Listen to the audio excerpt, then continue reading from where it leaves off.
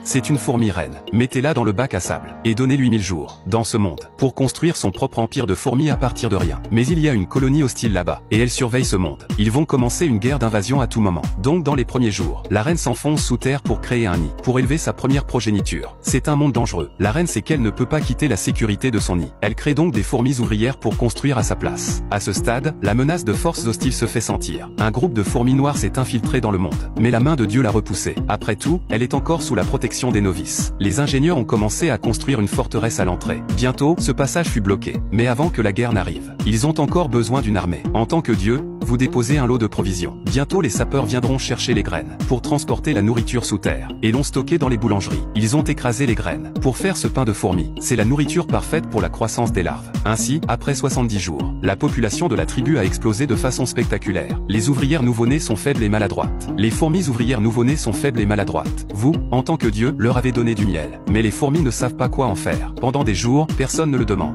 Jusqu'à ce que les espions de l'ennemi trouvent ce message secret.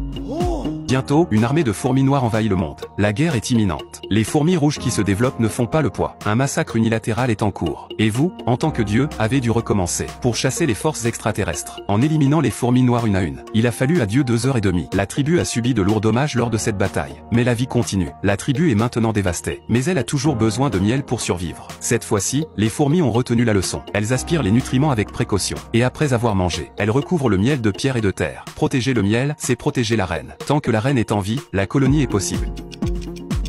Et ainsi de suite. Nous sommes au 600e jour. La colonie de fourmis grandit. Il est temps de tester leur force de frappe. Il y a 100 mouches à fruits ici. Elles sont peut-être petites, mais elles sont rapides.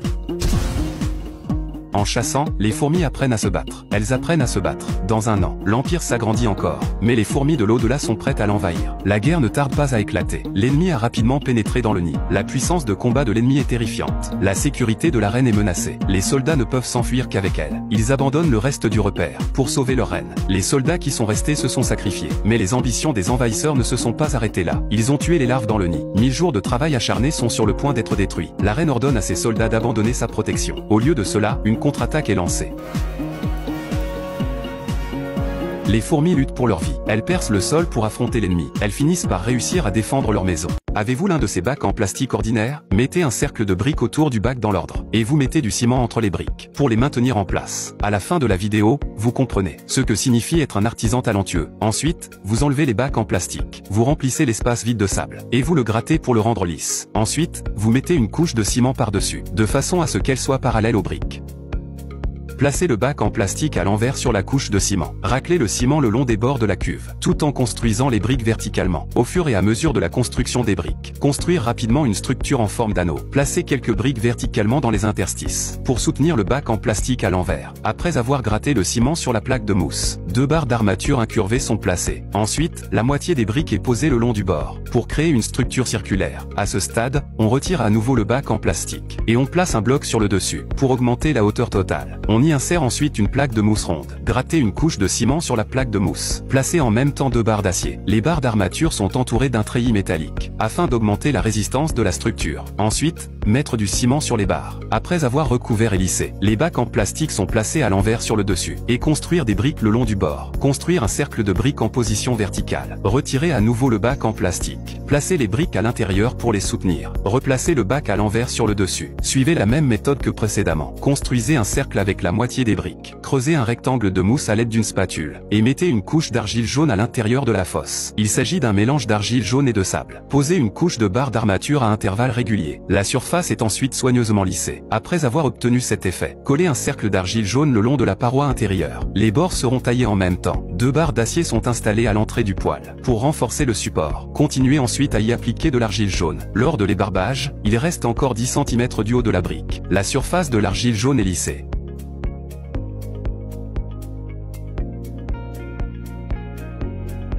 Si vous lisez ceci et que votre téléphone portable est encore chargé, appuyez sur ce cœur pour soutenir et encourager les artisans. Merci beaucoup. Cliquez ici. Un poêle à bois fait de briques rouges et d'argile jaune. Il s'agit d'une présentation simple. Quelle note lui donneriez-vous sur 10?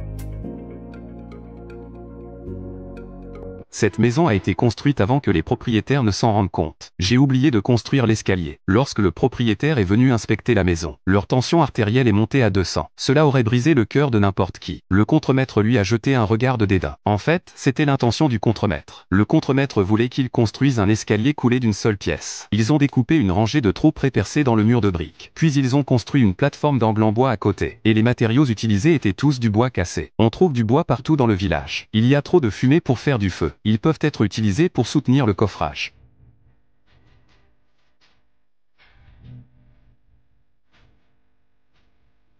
Suivant. L'ouvrier tire une ligne horizontale contre le mur. Une extrémité est attachée à la plateforme d'angle. L'autre extrémité est attachée au sol. De cette manière, l'angle de la pente peut être mesuré. Et ils suivent la ligne horizontale de la pente pour former le coffrage. Ils cloueront d'abord les équerres d'angle et les ont fixés au mur. Ensuite, ils ont cloué une couche de planche sur la surface. La deuxième moitié de l'escalier d'angle est prête. N'est-ce pas simple? C'est beaucoup plus facile que ces échafaudages en acier. Est-ce trop facile de soutenir le moule de cet escalier? Il y a 2 coins sur cet escalier. C'est pour rendre les escaliers moins fatigants. C'est un escalier pratique à la campagne. Ensuite, les ouvriers ont construit le reste de l'escalier. Les ouvriers construisent le reste de l'escalier. Comme vous pouvez le voir, ces piquets en bois servent à soutenir l'escalier. Ils ont l'air tordus. Ce sont eux qui supportent le poids. As-tu déjà vu ce genre de construction? Si vous l'avez vu, commentez. Voyons combien il y en a. Ensuite, les ouvriers posent une couche de bâche plastique sur la surface de l'escalier. Le processus de travail consiste à poser le treillis d'armature. Ils fixent les barres d'acier ensemble avec les barres d'acier réservées, les posent en une grille dense, et les attachent avec du fil de fer. Je ne sais pas si vous avez remarqué, le treillis d'armature est tendu dans les fentes réservées aux briques. Après avoir coulé le béton de cette façon, l'escalier deviendra un tout. L'étape suivante consiste à couler le béton. Que pensez-vous de l'escalier coulé de cette façon?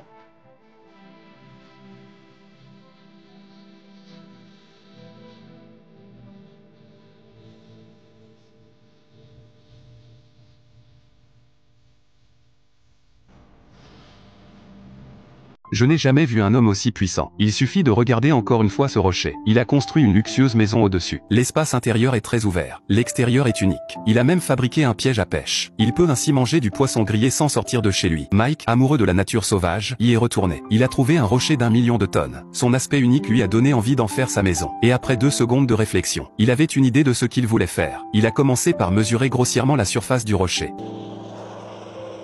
Il a obtenu la longueur, la largeur et la hauteur. Il allait d'abord installer les solives. Et c'est là que ces carrés sauvages entrent en jeu. Il a commencé par construire un cadre autour des pierres. Peu importe que la surface soit inégale. Depuis qu'il a étudié l'architecture paysagère, il est très doué pour construire des fondations. Il a utilisé les cubes en bois pour compenser leurs faiblesses. Et il a habilement construit une surface plane. Maintenant, toute la plateforme est propre sans nettoyage. Considérant que le bloc entier est trop haut, pour éviter l'habitude du somnambulisme, il a ajouté un anneau de garde-corps autour du rocher. Le rocher semble désormais sûr et sécurisé. Après avoir brièvement reconstitué quelques calories, il a continué à accumuler des calories. En tant que roi de la survie en milieu sauvage, il a toujours eu de grandes attentes envers lui-même. Bien qu'il n'y ait pas de dessin planifié, mais chaque étape était connue par cœur. Qu'il s'agisse de la construction ou de la prise de détail, tout a atteint le point d'excellence. Au bout d'un moment, il a construit le toit en suivant les courbes de niveau. Cette conception est facile à installer et pratique. Puis il a sorti une grande bâche pour couvrir l'ensemble du toit. Elle filtre la pluie et bloque le vent. Il l'a ensuite recouverte d'une couche de coton. Cela donne à l'abri une bien meilleure apparence. C'est aussi un bon moyen de se réchauffer en raison de la proximité de la rivière. Pour faciliter la pêche, il allait installer des sièges de part et d'autre de l'abri. Il a rapidement mis en place les planches. Il les a ensuite recouvertes d'une couche de coton. Aujourd'hui, l'intérieur de l'abri est bien rangé. C'est un endroit parfait pour accueillir un ami, de face et de profil. L'ensemble de la cabane a atteint l'apogée de sa beauté. Puisque l'abri a été construit près de la rivière, il ne s'est donc pas préoccupé de la nourriture. Il a conçu un ensemble de pièges, fabriqué un filet de pêche que vous pouvez soulever et tirer. Il est ainsi possible de pêcher sans quitter la maison. Mais il faut d'abord installer le câble à poulie, pour que le filet puisse être soulevé, et mettre un gros gâteau au milieu comme appât. Il faut attendre de voir si on attrape du poisson. En attendant, il réaménage l'intérieur, alors qu'il fait de plus en plus sombre. Il est aussi allé vérifier sa prise. En tant que maître de la pêche, il n'a jamais été déçu. Ces poissons sont parfaits pour le repas de ce soir. Ils seront prêts dans 30 minutes. Son abri est maintenant complet. Il peut maintenant vivre comme un dieu dans cet endroit. C'est l'abri le plus sûr du monde, parce qu'il est construit dans 10 000 tonnes de roches. Et il est alimenté par un feu, même quand la neige vole dehors. À l'intérieur, il y a une cheminée pour se réchauffer. Et l'odeur des kebabs. Il y a de quoi se sentir bien au chaud. Un jour, l'homme se promenait dans la nature comme d'habitude. Soudain, un brouillard s'abat sur lui. Heureusement, il n'eut pas longtemps à marcher. Une grotte naturelle est apparue. Il y entra et découvrit un intérieur spacieux. Mais la hauteur du sol était trop basse. À l'intérieur, il devrait probablement s'allonger. Pour résoudre ce problème, l'homme a ramassé beaucoup de bois mort. fort, et l'a empilé sous la paroi rocheuse. Il voulait utiliser la chaleur pour dilater et contracter, pour que le mur de pierre soit cuit par le feu, par la chaleur du feu. La roche dure se détache. De loin, c'est spectaculaire. Après 2h30 de patience, il ne reste plus rien de la paroi rocheuse. Il ne va pas gaspiller les roches qui tombent, juste ce qu'il faut d'argile pour l'accompagner. Et l'argile est empilée dessus. Formation de la paroi avant de l'abri. L'abri est prêt à être habité. Les hommes ne veulent pas s'arrêter là. Il a commencé à ramasser du bois sec. Il prévoit d'élever le niveau encore plus haut, après son expérience précédente. Cette fois-ci, il a placé le bois proprement. Il brûlera beaucoup plus efficacement, avec la fumée qui sort du trou. Cela signifie aussi qu'il faut être patient. Le bois de chauffage est entièrement brûlé. Il ne reste plus que les braises rouges. Le sol est maintenant à la hauteur souhaitée. Mais il faut encore faire levier sur les pierres restantes, pour éviter qu'elles ne tombent et ne le blessent. Et quelques pierres de meilleure qualité. Les hommes les choisiront aussi, pour la dernière partie du mur. Le dernier mur est construit de la même manière. Mais il est intéressant de noter que les hommes ont fait courber le mur, afin qu'il puisse servir de cheminée pour l'abri. Puis il l'a construit. La partie non scellée sert de conduit de fumée. Cet homme est très efficace. Il ne faut pas longtemps pour construire le foyer. Le froid fait frissonner. L'homme allume rapidement un feu de camp, et font frire une marmite d'œufs dans le feu, pour faire un pot de thé, et faire un gâteau, après une longue journée de travail. Ce repas est le meilleur cadeau qu'un homme puisse recevoir. Il mange et s'assoit pour jouer avec le chien. Après une courte pause, il a trouvé du désordre sur le sol. Il a dû nettoyer, bien sûr. Les pierres ont été utilisées pour construire le mur d'entrée. Les pierres étaient de tailles différentes, mais le mur qui en résulte est très propre et ordonné. Et enfin, une porte pour l'abri. Cela n'empêchera pas les vents froids de souffler, mais elle permet d'évacuer le monoxyde de carbone, pour éviter l'empoisonnement. Puis il a construit un lit d'argile et de pierre, et il a mis un tapis de yoga souple dessus, pour qu'il puisse dormir tranquillement cette nuit.